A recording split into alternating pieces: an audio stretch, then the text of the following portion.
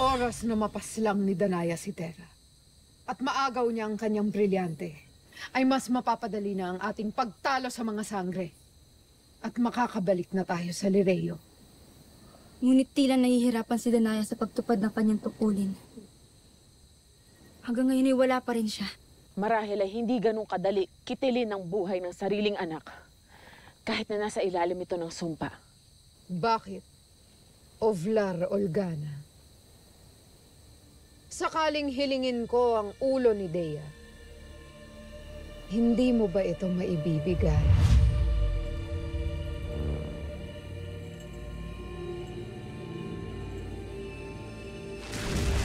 Mahal na Kera, ang iyong Esperanto. Nakal! Esperanto!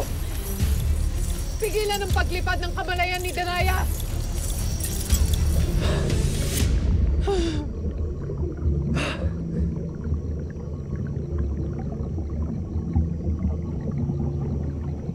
Amarte! Amarte, Sangre Danaya!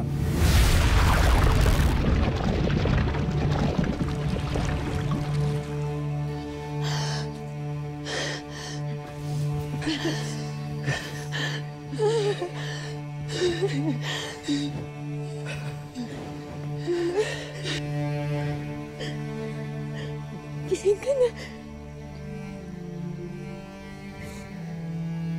Nakikita mo ba ako?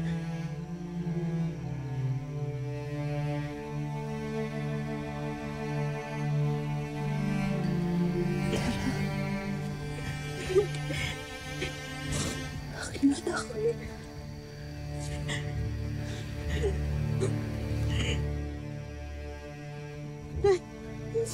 Nay!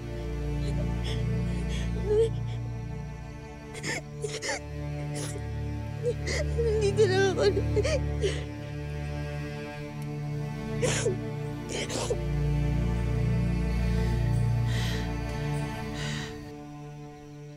Esperanto!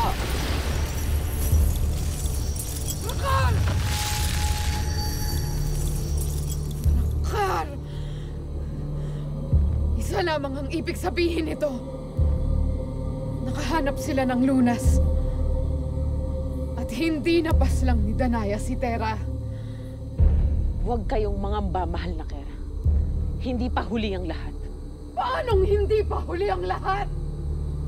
Si Danaya ang pinakamalaking hawak ko laban kay Terra.